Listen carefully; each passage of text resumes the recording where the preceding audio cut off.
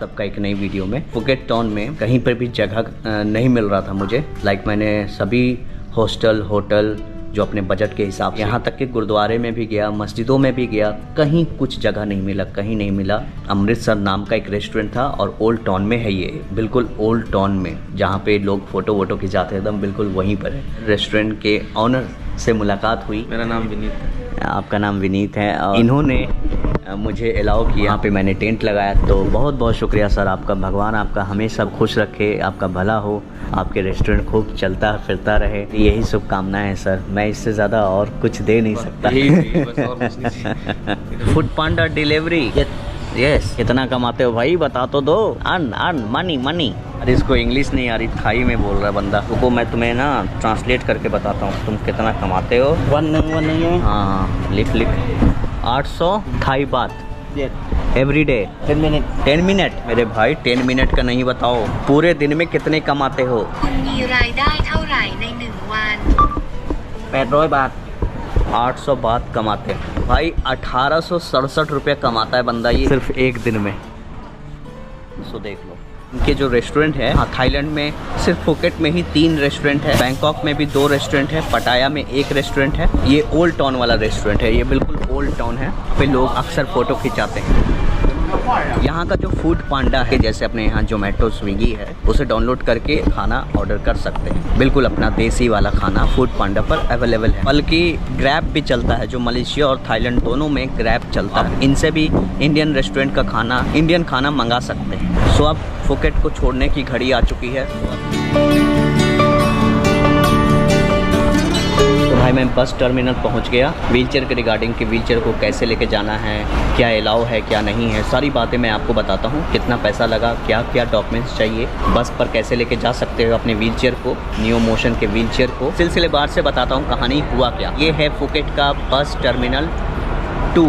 यहाँ से आपको मिलेगी लंबी दूरी वाली बस, लाइक चियांग माई, पटाया, बैंकॉक, कंबोडिया बॉर्डर से लेके मलेशिया बॉर्डर हाथियाई तक सभी जगह के बस ये टर्मिनल 2 से मिलेंगे। यहाँ पे हमारा सारा सामान रखा हुआ है। फाइनली मुझे बस का टिकट मिल गया। ये कैसे पॉसिबल हुआ, आइए मैं आपको बताता हूँ। सारे जितने भी बस ऑपरेटर हैं, जो बस को ऑपरेट करते हैं, जो चलाते हैं, अलग अलग कंपनियाँ। बैंकॉक जाने के लिए यहाँ पे 2 कंपनियाँ हैं, अलग अलग शहरों के लिए अलग अलग कंपनियाँ हैं। तो एक तो पूरी तरह से रिफ्यूज़ हो गए, उन्होंने कहा नहीं जी मैं आपकी व्हीलचेयर, वो व्हीलचेयर देखते ही घबरा गए कि इतना बड़ा व्हीलचेयर कैसे लेके कोई जाएगा। ये सारा व्हीलचेयर मैंने उन्हें खोल के दिखाया कि देखो ऐसा व्हीलचेयर है, ये खुलता है, इसके सारे पार्ट्स अलग होते हैं। फिर उनको समझाया उनकी भाषा में, उन्हें गूगल ट्रांसलेट से बताया। बहुत लंबी प्रोसेस हुई और ये सारा कुछ 1 घंटा से मैं समझने के सिलसिला में चलता रहा। अंत में ये हुआ, एक कंपनियां समझ गई, उन्होंने मेरा टिकट काटा। या तो आप एक दिन पहले भी आके यहाँ पे टिकट ले सकते हो या फिर उसी दिन भी ले सकते हो जिस दिन आपकी बस है।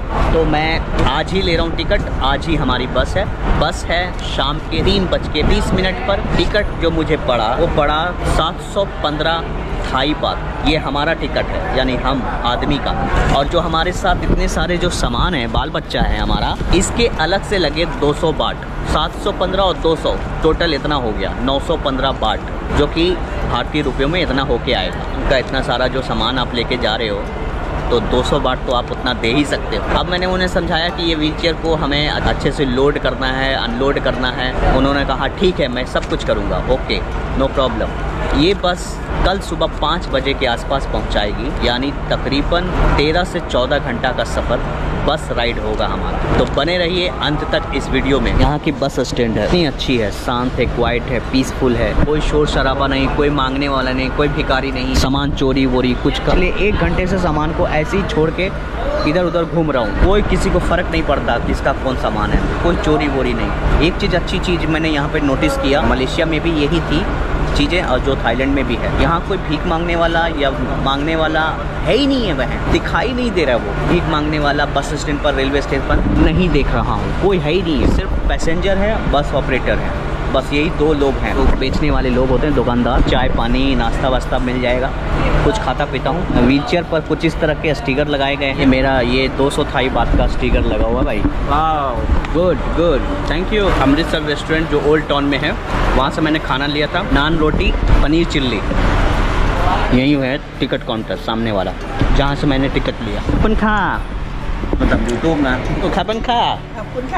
भाई जिन्होंने टिकट काटा उन्होंने स्ट्रॉबेरी का जूस ला के दे दिया। बताओ, टिकट काउंटर वाले ही आके दे रहे हैं मुझे।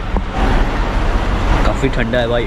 नक्शे में देखिए आप थाईलैंड कितना बड़ा है। थाईलैंड की लंबाई बहुत ज़्यादा है, चौड़ाई बहुत कम। हम क्या कर रहे हैं कि हम तो लंबाई नाप रहे हैं। तो फिलहाल हम फुकेट में हैं और बैंकॉक यहाँ। इन दोनों शहरों के बीच की दूरी 850 किलोमीटर। बस स्टैंड में भी आपको ये सारा सामान मिल जाएगा, चाय, कॉफ़ी, अंडा, मछली, तो जो भी चाहिए वो सब मिलेगा। हलाल है, देखो वही मैं चेक कर रहा हूँ कौन कौन से हलाल चीज़ें हैं, क्योंकि भाई हम इंडियन हैं। इंडियन ना तो पोर्क खाता है ना तो काऊ मीट खाता है, तो मैं ये दोनों चीज़ों से बिल्कुल परहेज कर रहा हूँ, इसीलिए मैं हलाल प्रेफर करता हूँ। How much?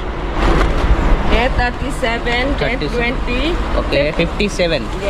Thank you. अपन खा।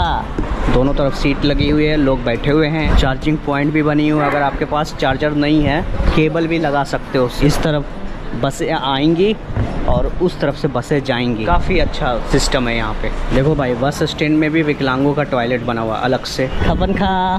तरफ से बसें आएंगी, दूसरी तरफ लगेगी, आधा घंटा 1 घंटा इंतज़ार करेगा, सामान लोड होगा, लोग बैठेंगे और फिर चलते बनेगा। कोई ना भिखारी है, ना कोई मगजमारी, ना कोई बस वाला तो यहाँ पे हॉर्न भी नहीं मारता, ना कोई शोर शराबा। वही इंडिया के बस स्टैंड में मुसीबत से निकले हैं, या वहाँ पे भिखारी इतने होते हैं, लोग इतने होते हैं, घिच लाइफ है वहाँ पे। एकदम कल्पना कर सकते हैं कि बस स्टैंड में इतनी शांति होगी, सारी सीटें खाली हैं। ऐसा ही फैसिलिटी चाहिए अपने इंडिया में। ये सारी फैसिलिटी थाईलैंड, मलेशिया 10 साल पहले ही बना चुका था। आज 75 सालों बाद भी ऐसी चीज़ें नहीं बना पाया। तो ऐसा इंतज़ाम चाहिए, इससे भी बढ़िया। वो तभी पॉसिबल होगा जब हम करेंगे, हम कुछ बनेंगे। ब्लॉगिंग है ना, और बैटरी को खोलना पड़ेगा आपको।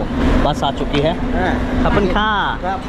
Battery open no. तो भाई बस पे सवार हो गए, सारा सामान लोड हो गया। मुझे मिला है नीचे वाला सीट, ऊपर में भी है, सीढ़ी चढ़ के जाना पड़ेगा। ये हमारा सीट है जी, ये वाला किसी और का है। तो भाई जब मैं भारत यात्रा कर रहा था, लेह से मनाली तक मैं बस से ही आया था। बस के अंदर टॉयलेट, इंडिया के शायद कोई ऐसा बस चलता हो जिसमें टॉयलेट हो, और यहाँ के बसों में टॉयलेट भी होता है। कमर की पेटी बांध लीजिए और चलिए हमारे साथ एक नए सफ़र पर। बैंकॉक के लिए आपको सुबह 7 बजे भी मिलेगा और दोपहर के 3 बजे के बाद मिलेंगी बहुत सारी। ये है सामने वाला एक, जिस पे मैं बैठा हुआ, और एक अभी जो खुल चुकी है। बैक टू बैक खुलते जाएंगे, अपनी सवारी भी चल पड़ेगी।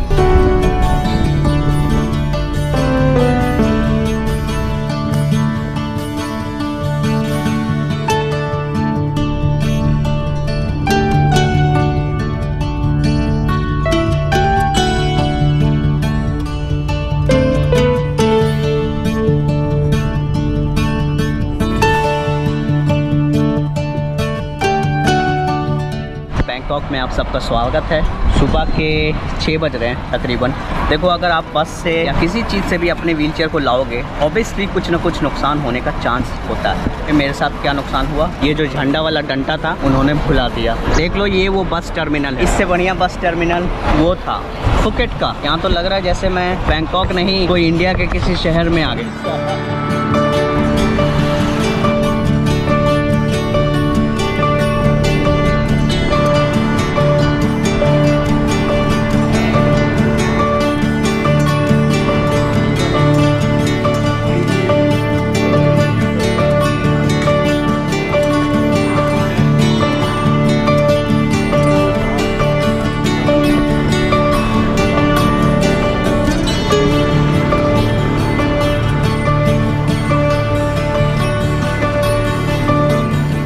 गाइस फाइनली तो मुझे एक रूम मिल चुका है, होटल मिल चुका है बैंकॉक के अंदर। बस इन्फॉर्मेशन मैंने सारा कुछ दे दिया है। अगर फिर भी कोई सवाल है आपके, बस में अपने व्हीलचेयर को कैसे लेकर जाएं, आप मुझे ये नंबर पर व्हाट्सअप, इस पर ईमेल कर सकते हैं। मिलते हैं आपसे अगली वीडियो में एक शानदार जगह पे। तब तक के लिए जय हिंद, जय भारत।